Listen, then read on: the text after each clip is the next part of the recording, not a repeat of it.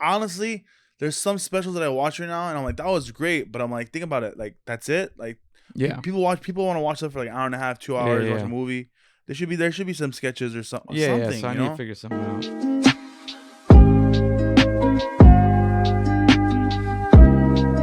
What's up, guys? Welcome to another episode of Comedy Club Confessions. My guest today is the very, very funny Nick Guerra. Bam. Too kind, man. That's too much. You know, I don't like people to say I'm very funny when I get on stage. What's your intro? I like the audience to not have any skepticism. I'd rather them not like think anything about me than them be told that I'm funny. I wish I knew that. Yeah, because I always see, like, since I'm not known and I don't look funny when I get on stage.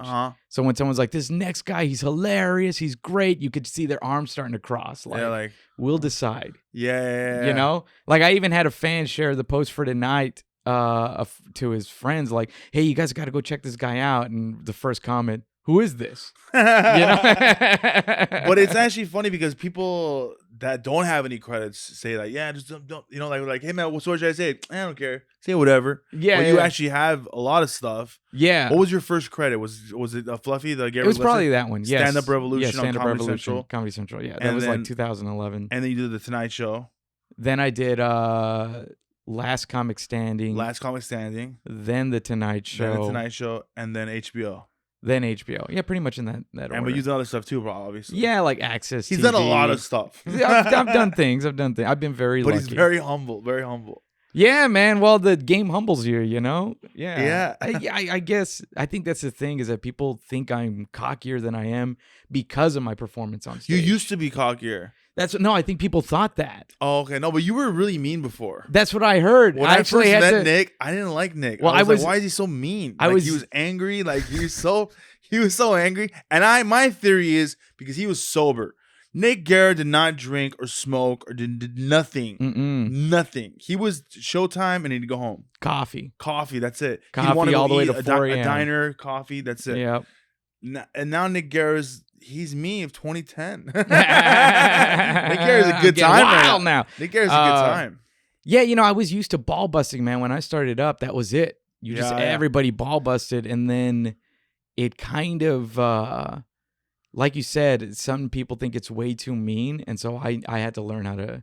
Yeah, but you grew up with that Latino comics, mean people. Yeah, so I had to learn That's to like. still going around right now, dude. Of course, it's so crazy. I don't know how it goes away. Like, it's just like it's freaking awful, dude. It's just in the culture, and man. That's why the Latino culture comics, I don't think have grown. Nah, bro. I posted a clip that mentioned that I don't speak Spanish. It's a big joke, right? Yeah. And not speaking Spanish, the joke. It's a joke. Yeah, it's a joke. And about half of the comments are just Latino people telling me I'm stupid, mas puto, this and that. Like, what the just because I was like, I don't speak Spanish. Yeah. Oh, you're ashamed. It's like so ready to attack. But there's a lot of negative comments. Latinos are so like I have a laugh after video, and I don't sound like Felipe Esparza, but they're like, oh, want to be a Felipe Esparza. You know what? I'm like, what? This is what happens, man. So basically, it's the ultimate. I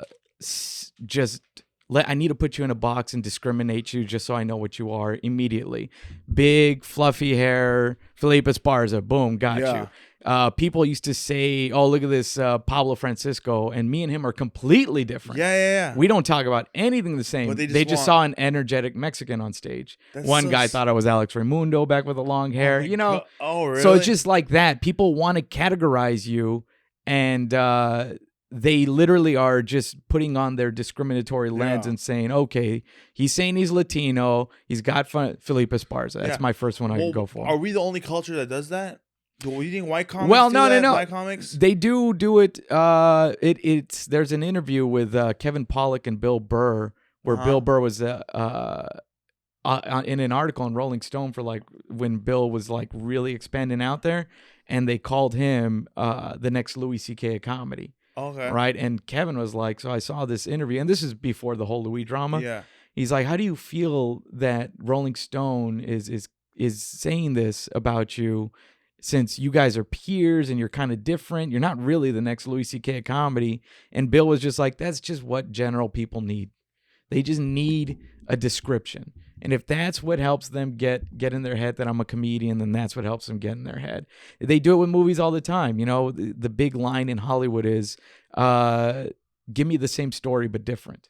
Yeah. So this is like Die Hard, but on a bus. Yeah. You know, yeah. Rush Hour. Yeah, this is like Rush Hour, like but Beverly Hills Cop. It's the same exactly. thing. So it's that.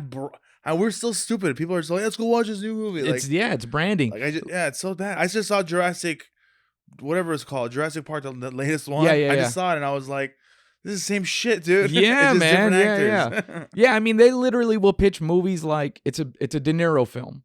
And that's it. And that's enough for people. Okay, great. I'll fund it here. Done. So it's like that. It's a human thing. Yeah. Okay. So let me ask you a question. When you started doing comedy, how long did it take you for your first television appearance? Let's see. That was probably, I started like 2005, 2006, probably about 5 years. 5 years? Yeah. All right. Yeah, and you came from Texas, Dallas. to Dallas, Texas to LA. Yeah. And how seasoned were you already in stand-up? I don't know, man. I don't even know if I'm seasoned now. I'm questioning myself. Because I remember you when I met you, but I didn't really know your backstory. I knew this, is that I knew... you solid 10, 15? I knew you needed probably, if I was on the road, solid 20. Got it. But I knew in Hollywood I needed a solid 7. Yeah. And I just told myself, okay, for the first few shows you're here, probably up to like 7 shows, you got to just have that solid 7. Yeah. And just kill it until people stop doubting you. And then they'll give you a 15. And then they'll give you, you know what I'm saying? Yeah. So I remember when I first met you, you did a joke using a Lady Gaga poker face reference. Yeah. Rah, rah, rah. I think That's what I was Agostino remembers that too. I was just like, every time I saw you, I'm like, hey, it's a poker face dude. I said, exactly. There you go. Hey, it's a poker. See the reference. The poker face guy. Because I didn't remember your name. I didn't know you. Yeah, it was, the joke was Lady Gaga looks like the type of woman that shoves her fingers up your ass. Oh, okay. And it's rah, rah, rah, rah, rah, rah. Something like that. I was like, she's 5 years in, bro. Yeah, man. That's awesome. Yeah, that's how we get defined, man. How did you get that Comedy Central gig? What happened? Gaga actually hit up. No, Gaga was. She's also like, you gotta a fan. put this. You gotta put this guy on. I did a special that never came out with Gene Pompa, Cristela Alonso, Felipe Esparza, Ty Rivera, and me. Was that a Nouveau thing? No. It was funded by some guy that Gene Pompa knew, and we filmed it at man, I forget what it was, but it's downtown. And so you shot a special. Someone funded it. Somebody funded. Someone the special. put it out, but never put out. They shelved it. They never put it out. Shut the hell up. Yeah. So and that material is that gone or no? I was happy that it didn't come out because I saw later. I was like, yeah, you know what? That wouldn't have been a great first set. Okay. And I used that special clip to send to Gabriel. When they were looking, he already kind of knew of me. Yeah. You know, you met him before? Yeah, okay. And quickly, but more I knew the guys around him, Alfred and all that. And I was like, you know what? Let me send this clip. Gene Pompa's introducing me. You know, that's kind of like a good in. Yeah. And yeah, I mean, only Gene's they know what helped. Yeah, only they know if that helped or not. Yeah. But that's how I got in. That's awesome. That's a good story. And you got the Tonight Show. How much longer did you like? What are the steps to get to the Tonight Show?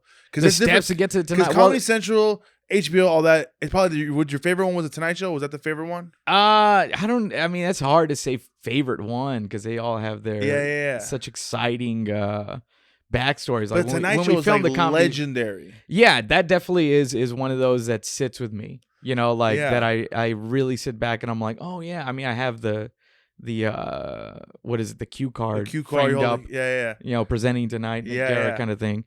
You know, I have had it, my journey has been different because I am actually not cocky. I don't know how to sell myself. Yeah. So all I could do was show people on stage what I do. And I also don't, like, if you write down my set, it doesn't read funny. Yeah. You know, it's not a lot of like premise punch.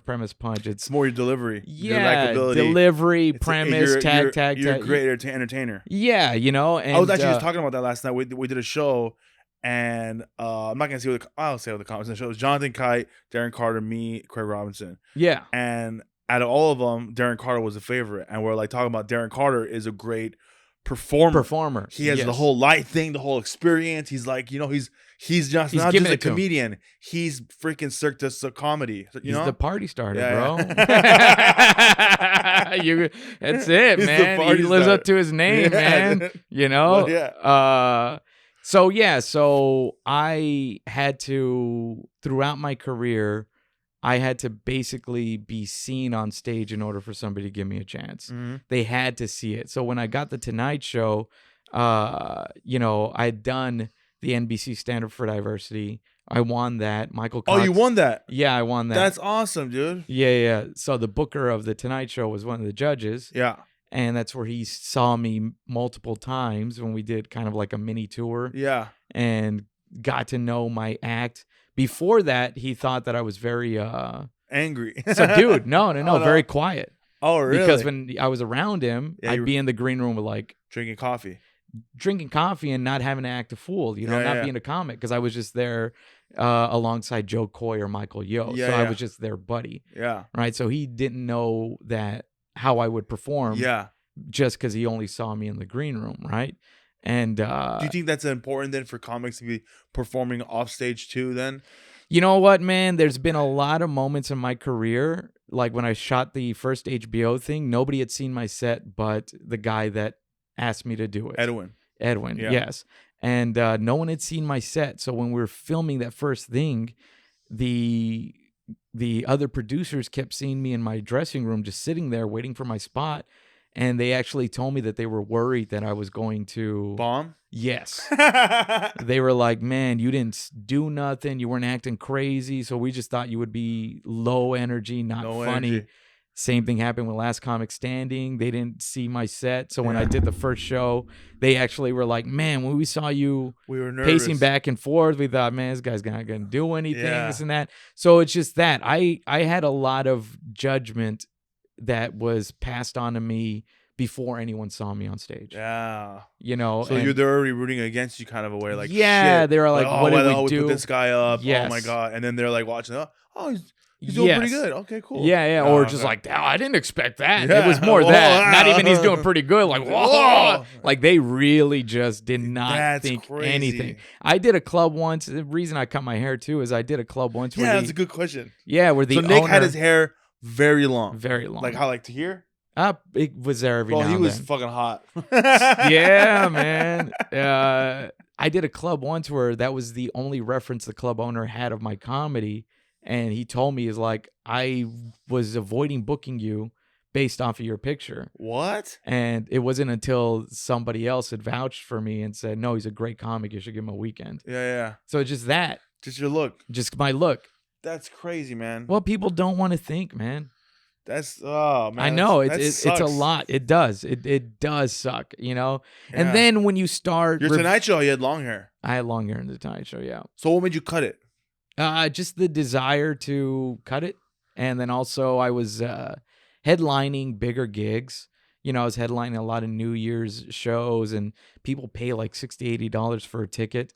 You know, and I did Comedy Works. One of their New Year's, and I looked out in the audience in the 7 p.m. show is a bunch of gray hairs, older people, and I look young. I went and I grabbed my suit, I put it on because I was like, I'll just put on jeans or whatever. Yeah. I was like, no, they want to see a performer. Yeah, they're so I better look like a performer. Yeah. You got. I thought for a second because did you dye your hair before? No. That's crazy. You cut your hair and then you got gray hair. I'm like, what the fuck? The gray was always there. Oh, I never knew that. I mean, it didn't show as much, but it was underneath the hair. Because it was like you had your like long black hair. Yeah. Like you look like a freaking Dothraki from Game of Thrones. And then you cut it off and now you got the gray. Yeah, I never tried to hide it. I like it though. I like it. You look like you got a little wisdom. Well, dude, that's living with comedians. That's having multiple comic roommates. What is that like, living with comedians? I lived with Amir Khalil for like a little bit, like less than a year, and he'd always be playing his guitar, and it drove me crazy. Oh yeah, fucking drove me nuts. I just couldn't stand it. It was always the same damn song.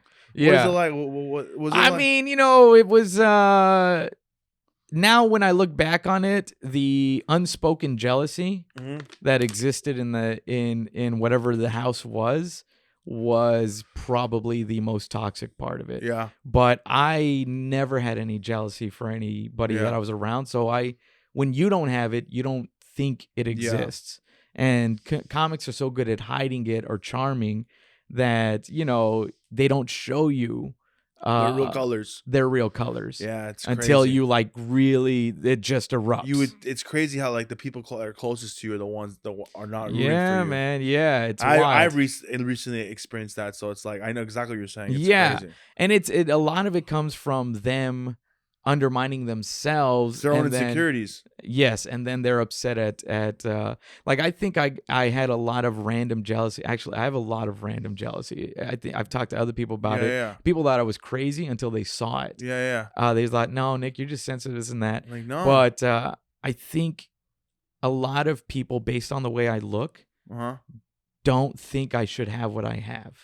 That's and so when I get it, or when they see me on stage, yeah. it irks them. Yeah, like, what the fuck? Yes, but this has existed prior to comedy. This existed back when I was in high school as a teen with best friends who would get very, like, bitter towards me because I was the funniest one. And everybody liked being around me. And I had, like, a best friend back then who just turned on me. Yeah. Just because I was...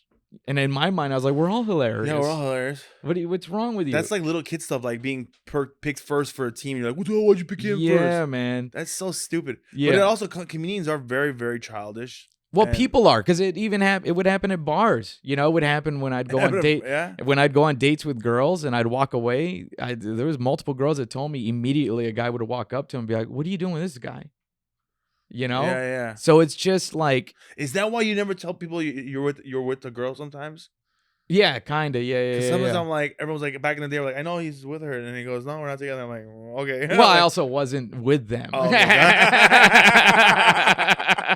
I mean, I didn't call, I had my rules. Yeah, man. I was like, I'm not going to give you a rule. nickname. I'm going to call you baby. We're not boyfriend, awesome. girlfriend. I'm like, Nick's always with her, but he's not with her. I'm like, that's cool. It's like, yo. I respect that. You put the rules down the line. Yeah. I just called him. We're not celebrating our birthdays, nothing romantic. Yeah, back then I used to just date him and then cheat on them. Then they catch me, and then I'm like, all right, it's over. Yeah, it's like, look, we weren't anything, you know?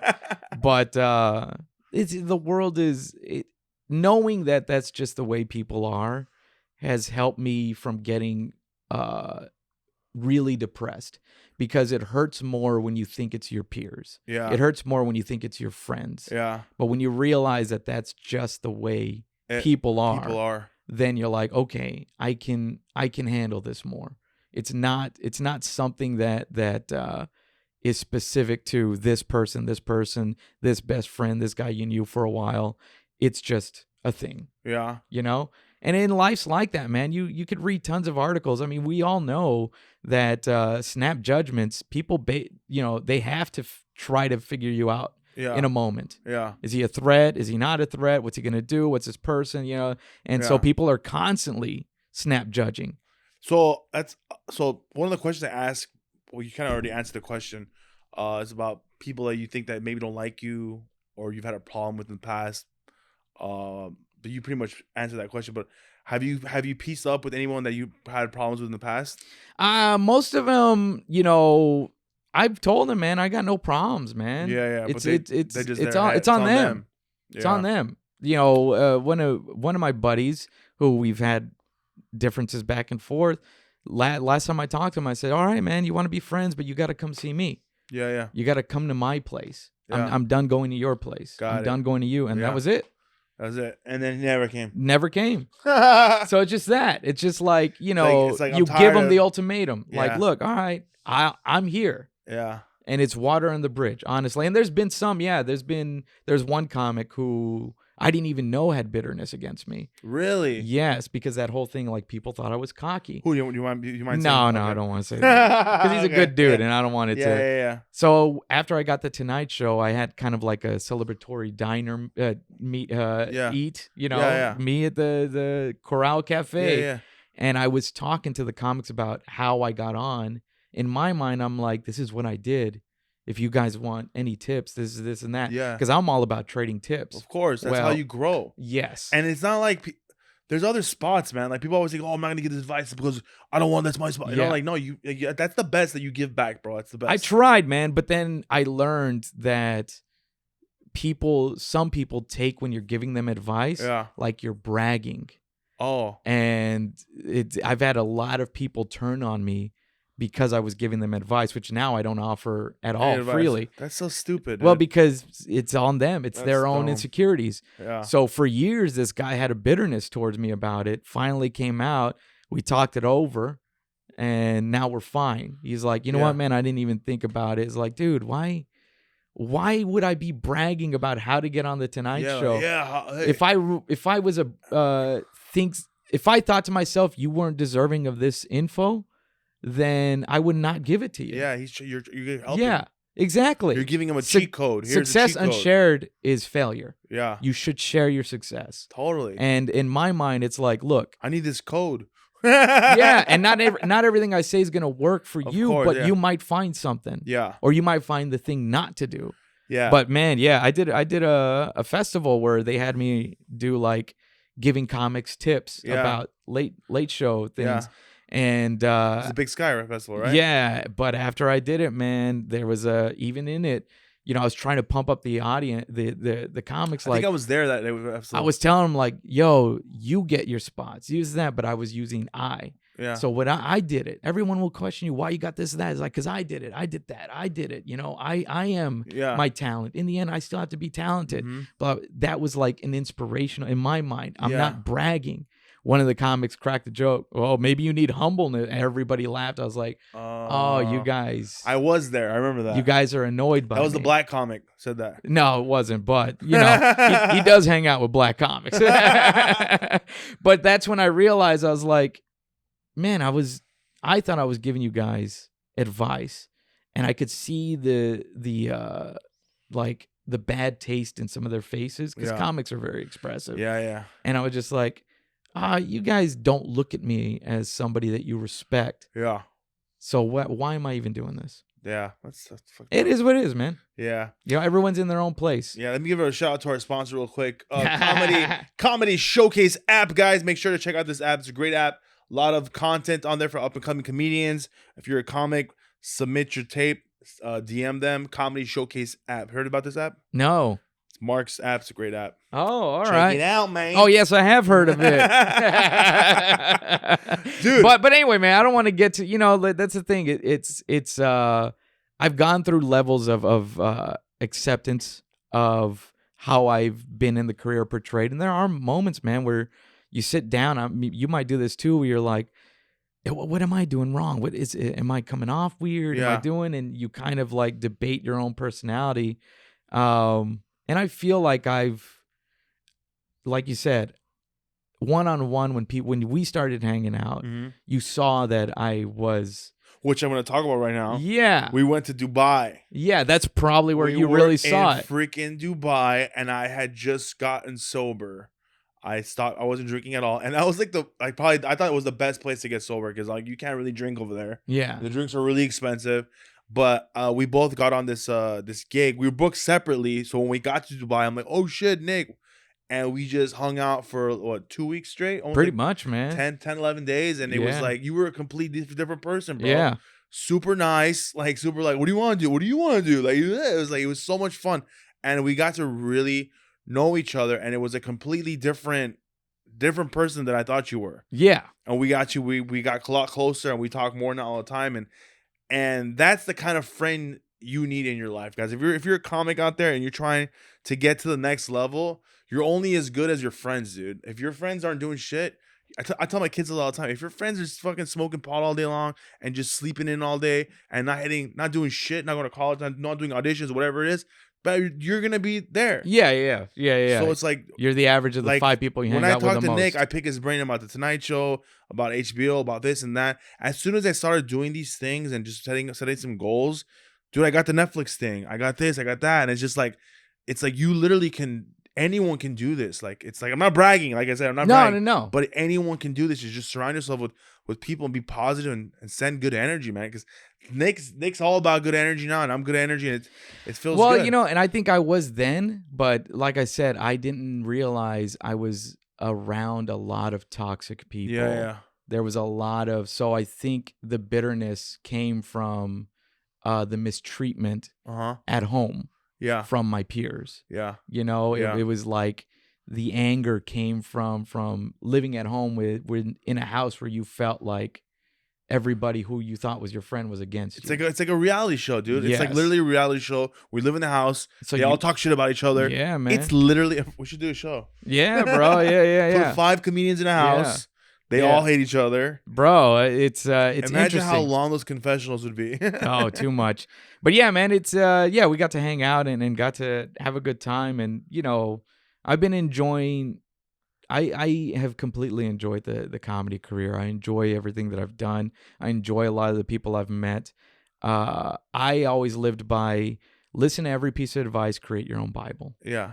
And that's why I was always so willing to be like, here's what worked for me. Mm-hmm. And you're killing it right now with your social media numbers are not that bad. You said they're bad, but they're not. It's getting better. I just need to keep doing it. I went up 10K in a month. I only have 11K. Yeah, like you're doing like. Yeah. Is there like a system or you just post videos? What is it? I mean, I'm following the Dave Nahill system. You know Dave? No. Dave is an Irish comic. Okay. And, how's he doing on followers? I mean, he's like at 265K, something like that. Oh, really? Does his own tours and things like that. Yeah. What's the system? You want to share? Should I share it on this? Or should I share it to you? Should I share it to you later? I can't just give this away for free. They got to download the Comedy Showcase app. Yeah. Boom, boom, boom. Yeah, I'll tell you. But okay. We'll tell me later. Yeah, I'll tell you later. Yeah, if you want to go sign up for the Patreon. Yes. Or if you run into Dave, you can ask him. Yeah. Nick Guerra was talking about your system. No, I was hanging out with Stephen Holt last night. He has like 19 million followers on TikTok. Yeah. And I asked him for the system. And he goes, bro, there's no system. He goes, there's no fucking system. You guys just keep posting. That's it. Keep posting. Pretty much. And one of your videos will hit. Pretty much. He's like, it doesn't even matter what it is. Like, you'd be surprised. Pretty much. Just 6 seconds of just crap. Yeah. That's what Vine was so popular because it was just, it doesn't matter what you're posting, man. It really doesn't matter. You could be drinking a bottle of water and just post it. It's all it is. Pretty much. It's just engagement. Yeah. Yeah, I need to do more. Do you answer a lot? Do you get a lot of DMs? Do you answer a lot to a lot of them? I try, man. That's the thing is I need to do it more. I sit down and I'll just I'll see like 2 weeks of messages and I'm like, sorry, I missed this. Thanks for following. Because I'm bad at it, man. I'm bad. I don't answer my phone. That. I'm bad at it. So yeah. What's next for comedy? What's you say you're shooting a special? Well, I don't know. I want to. You want to? I want to shoot an independent special. So you already had the material for it?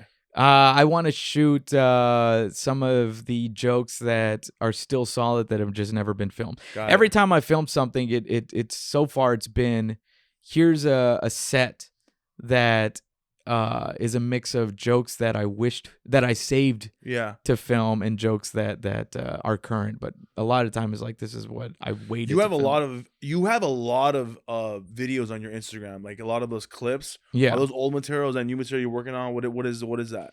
It's pretty much a lot of old material. Yeah, which it kind of helps for me to go through it and be like, oh, I'm still doing that joke. Oh man, how long have I been doing? 2017. What's the worst joke you made that you've done? You haven't done it forever. That was your money.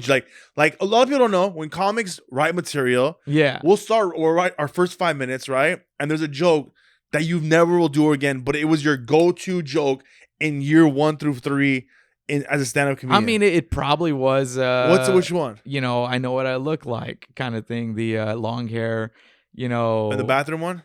Pretty much, yeah. You don't do that no more. You do People loved it. Yeah, he'll love that. Yeah. When I first did it, I forgot where I was, and I turned around, and the fucking laugh was so unexpected. I was like, "It's not that funny." I was like, yeah, because it happened to me at some bar where I had my back turned and some dude kept hitting on me. So I was like, yeah, I know what I look like. I can't stand at a bar with my back turned. And I remember the first time I turned around, man, just, I was like, God damn, I didn't think he was that good. And then it was just one of those that people wanted so bad. Yeah. I was asked by... You still get requests and stuff? Yeah, That's people hilarious. still mention it, man. I was asked by a segment producer on AGT that I had already filmed the joke. And they're like, we want it. And I was like, yeah, but I already filmed it. You're like, oh, you're not supposed to redo material, which is bullshit. Yeah.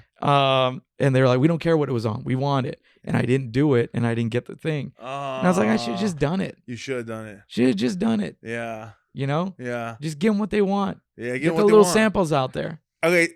Last question. What is some advice you can give to comedians out there that are watching this podcast right now? Because a lot of comics watch this podcast. The most recent advice I've been telling people is there's only 2 real rules in stand-up. Is don't steal jokes and have fun. Those are the only rules, because you're the only one up there, and that's what everyone says before you get on stage. Have fun. Have fun. Have fun. Any talent you have that you want to bring on the stage, as long as it's entertaining, do it. But do it. No guitars. Do it. Do it. Do guitars. Make money. Make money. Make money. Entertain the audience. Get your money. Get any form of success. If you're talented at something, just show it. Yeah. Just show it. Who cares? No comic has ever sold out a show to comedians. There's never been an audience full of comics. Yeah. You're literally selling out to people who want to be entertained. Like you said, I want to be entertained.